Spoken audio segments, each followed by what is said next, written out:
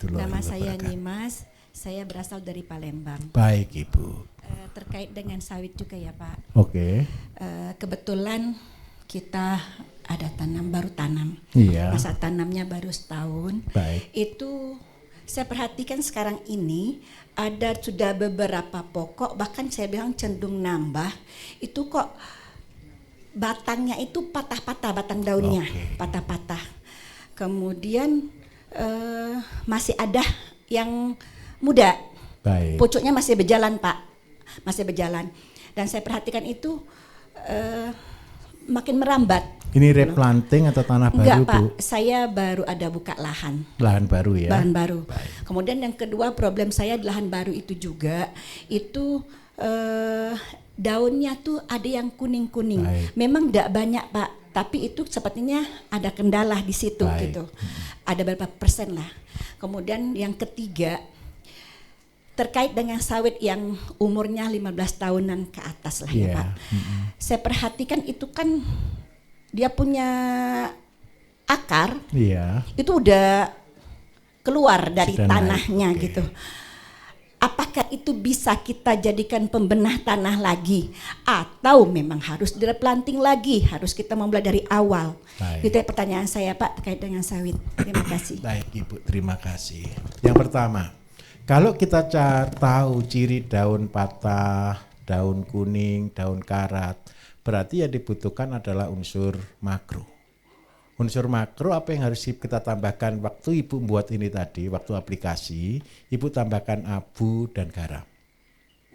Terus yang kedua, kalau sudah kondisi lahan memang kritis, ini saya sebut kondisi lahan yang tidak bagus, apa yang harus kita lakukan? Jadi Ibu minta tolong, untuk yang usia 15 tahun, lakukan pemotongan akar. Jadi kan bentuknya U seperti ini kan pokok di sini Bu ya. Nah, tujuannya adalah apa? Ibu nanti taruh pelepah di sini. Kalau jangkos kira-kira bisa dapat Bu? Dapat ya jangkos ya. Jadi ketika setelah dilubangi di sini, terus yang kedua Ibu kasih jangkos dan pelepah di sini. Waktu gunakan pembenah tanah taruh di situ. Insya Allah 6 bulan tanah Ibu akan kembali pulih lagi. Terus yang kedua, Bapak Ibu sebenarnya begini, di dalam pola integrated farming, kami punya program, itu sudah saya lakukan tahun 2010 sebenarnya di daerah Riau. 1 hektar itu sebenarnya cuma butuh 1 ekor sapi.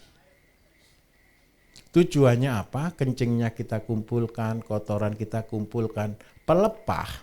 Pelepah kalau di sini kan hancurnya butuh waktu 2-3 bulan. Tetapi ketika kita punya sapi, pelepah ini kita chopper, kita kasihkan sapi. Paham maksud saya? Solid juga bisa untuk pakan sapi, betul ya? Jadi prosesnya ini dibantu oleh mesin pupuk baru yang namanya sapi. Percayalah Bapak Ibu, kalau sapi yang ngunyah itu pelepah, hancur kok. Keluarnya tidak pelepah, tapi sudah kotoran sapi. Kotoran sapi ini yang ditaruh, karena 1 hektar kan ada 100, anggaplah maksimal 130 pohon. Berarti begini ceritanya, 130 pohon berarti 1 tahun kebagian berapa? 360 dibagi 130 ketemu berapa? Hampir 3 kali, betul ya? Berarti setiap pokok dalam 1 tahun kebagian rata-rata antara 50 sampai 90 kilo kotoran. Ini untuk pemulihan yang betul-betul cepat.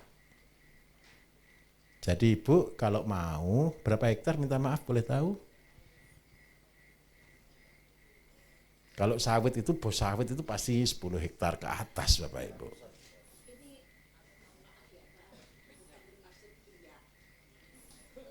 Bu pakai mic.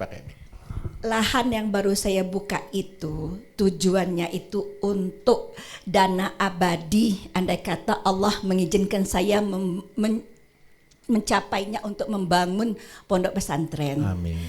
Jadi saya persiapkan dari sekarang, target saya harus 100 hektar. Baik. Alhamdulillah sekarang baru ya setengahnya lah Pak yang Baik. sudah saya jalankan. Tenang saja. Itu lahan baru buka. Saya doakan 1000 hektar nanti. Amin, amin, rabbal alamin. Tujuannya itu aja Pak, Kalau untuk hidup ini rasanya ya cukup gitu. Tapi untuk saya membangun itu, karena prinsip saya membangun pondok itu bukan saya anti dengan donasi.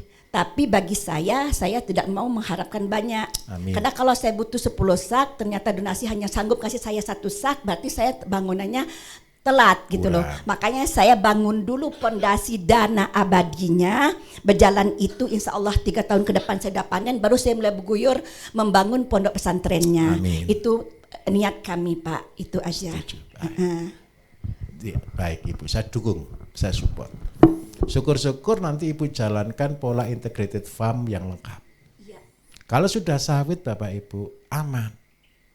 Tapi kalau sawit dengan cara biasa punya 100 hektar, percayalah setiap tahun itu Pajero 1 masuk jurang.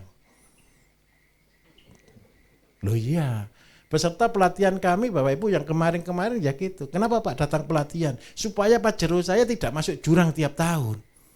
Beli pupuk kan tidak cukup 500 juta. Tidak cukup 700 juta. Kenapa saya katakan masuk jurang? Begini loh ceritanya.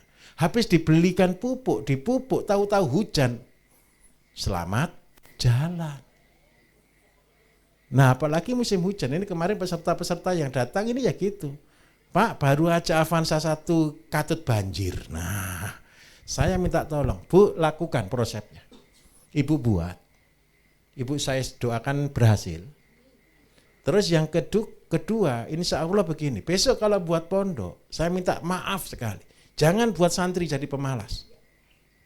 Semua santri yang datang bawa ayam, itu Pak Kabik pondok pesantrennya gitu.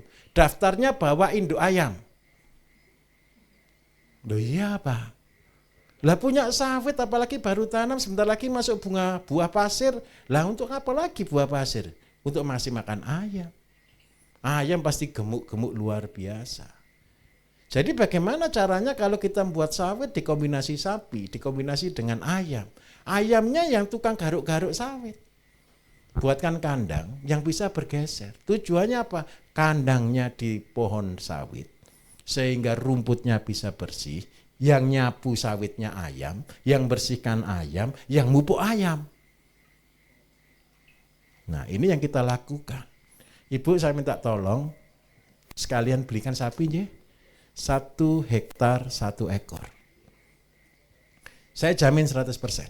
Pupuk sapi dicampur dengan solid, Ibu dapat jangkos, diolah jadi 1, insya Allah. Sawitnya pasti luar biasa. Ibu buat pupuk lengkap ya, ZPT insek fungi ya.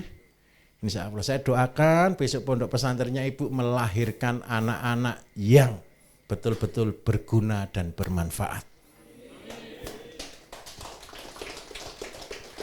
Bisa dipahami Ibu? Ya, terima kasih Ibu. Hatinya tulus, saya doakan 1000 hektar. Karena begini Bapak Ibu, percayalah. Sawit ini semua petani teriak. Sudah pupuknya mahal, kadang-kadang dapat palsu. Karena itu ketika ini dijalankan, kenapa saya ngotot ini tidak boleh tampil di YouTube? Saya kepingin yang bawah ini dulu loh yang bergerak. Untuk buat 1 PKS cuma butuh 4.000, 5.000 hektar. Kemarin ada dari Satpam yang berangkat ke sini Pak, bukan di sini, di Telomoyo. Satpamnya Bos Sawit. Dia bilang begini, Pak saya datang ke sini tidak mau belajar yang lain loh. Sudah keren enggak kira-kira? Jadi pelajaran yang lain ditinggal main Bapak Ibu. Jadi saya bilang kalau sawit saya tidak ngajar, nanti makan siang ketemu saya kasih waktu cuma 1/4 jam. Saya bilang ke dia, kenapa sih kok ngotot begitu? Kalau saya bisa buat pupuk ini Pak, saya dikasih bonus 1000 hektar. Jadi minta maaf. Saya minta tolong Bu, bantu petani yang lain. Gitu ya.